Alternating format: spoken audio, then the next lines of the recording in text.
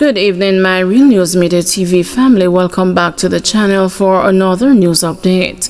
And in the news this evening, Mayor Swaby says drain cleaning to begin in Kingston hotspots soon.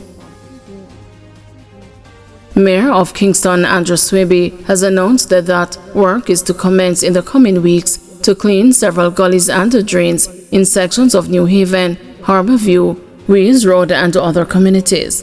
Swaby, who recently completed a two-day tour of 10 divisions to assess the condition of blocked gullies and drains firsthand, noted that New Haven, Harborview, including the Wiki-Walkie area and the Wees Road, are some of the main hotspots for garbage buildup.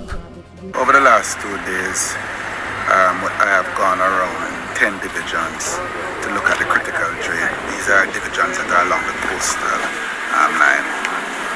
So we have looked at them. The city engineer department has made some recommendation that these are the drains that they believe that needs to be cleaned. And normally at the KCMC we clean these drains first in phase 1 of the hurricane season. So that's what we are doing now. Quite a number of them are in a deplorable condition and it's something that needs to be cleaned right away. Some of them I believe can be solved with the whole issue of the garbage collection and just persons just normally just dispose of their waste in the proper way. Yes, it's of health concern and it's something I probably have to speak to the public health. Some of them are, for example, at the Duane River, that work, I would say that it's normally done by the NWA. I think in one case it was done by the cases some years ago, but it's with the support of the Ministry of Local Government, because you need to dredge that the river to make sure that the water doesn't rise up in the community. One of the main hotspots is New Haven, and directly there you have the Duane River that deals with that one. We talk about Harborview in terms of Wiki-Walkie, and we have gone out to Wees Road. Those are some of the main hotspots we have gone to. The city engineer department will be making contact with the councillors, and should be starting within less than a week. JCF and the JUTC launch a coordinated response to stoning of buses. The Jamaica Constabulary Force and the Jamaica Urban Transit Company have launched a robust, coordinated response to an increasing wave of stone throwing and other acts of vandalism against the public buses in sections of Kingston, St. Andrew, and St. Catherine.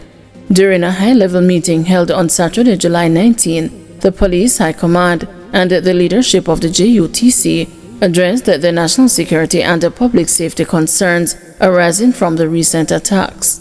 JUTC Managing Director Owen Ellington reported that the attacks are impacting the newer buses, particularly along sections such as Washington Boulevard, between Headley Avenue and Jewsland. He noted a concerning pattern of interference believed to involve illegal and unscrupulous individuals, often linked to illegal taxi operators, and some public passenger vehicle operators who are suspected of participating in these incidents. We believe there are coordinated efforts aimed at disturbing the people's service, and we are working closely with the JCF to ensure offenders are brought to justice, Ellington stated. He also confirmed the new incidents in the Rockford area as recent as July 18 and reiterated that all JUTC buses are equipped with surveillance technology to aid investigations. Commissioner of Police Dr. Kevin Blake strongly condemned the incidents, describing them as deliberate and dangerous acts placing the public at risk.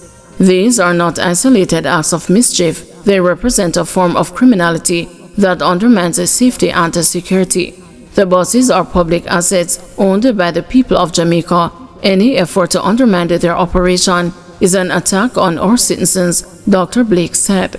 Meanwhile, Warren Clark, Deputy Commissioner of Police in charge of strategic operations, provided an update on the activation of a special joint JCF-JUTC response in the circumstances, including heightened mobile and static points along vulnerable routes, especially in known hotspots, strategic covert deployment to detect and apprehend the perpetrators in real time, monthly joint JCF-JUTC reviews to ensure ongoing effectiveness and strategic refinement. Technical collaboration with the public and the private stakeholders to support identification, evidence gathering, and the prosecution, and continuing to prioritize transportation safety, engaging rapid response protocols with proactive monitoring systems that are already in place, supported by enhanced community policing efforts in affected areas. The JCF and the JUTC are appealing to all citizens to play their part in protecting the integrity of Jamaica's transport system. They are being urged to report all incidents of stone throwing, vandalism, and the suspicious behavior immediately by calling the police 119 emergency number or report offenders anonymously to Crime Stop at 311. Decrease in genuine fire calls and the fire-related deaths in 2024. Genuine fire calls decreased by 14.2% last year, with 9,775 calls reported, while the number of fire-related deaths also declined by 15.6%.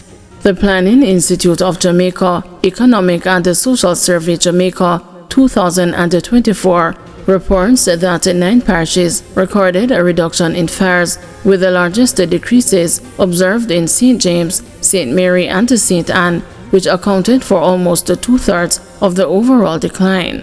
St. Catherine accounted for the largest number of fires, 2,174, followed by Kingston and St. Andrew, 1,884. Some 1,759 malicious false alarm calls were made, an increase of 24.5% compared with the previous year. Kingston and St. Andrew accounted for 32.1% of the total malicious false alarm calls, followed by St. Catherine 19.2% and St. James 7.6%. The data also showed that the number of individuals directly impacted by fire increased to 1,742, which was 7.1% higher than the previous year. This was influenced by an increase in the number of individuals rendered homeless, primarily civilian adults, which increased by 6.7%. On the other hand, the number of deaths decreased by 15.6%. Civilian adults remained the category primarily affected by fires, accounting for 73.4% of the affected population, the survey noted.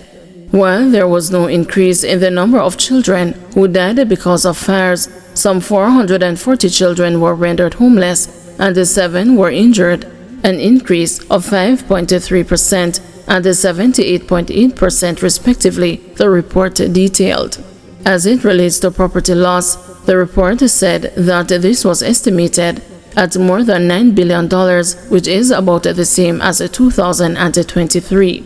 This figure represents 3% of the estimated value of property at risk, which is $274.6 billion. Non-structural fires decreased by 16.2%, but remained the dominant fire category, accounting for 83.6% of the total number of fires.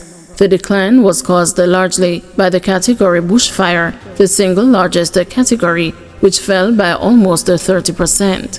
The number of structural fires also decreased by 2.4%.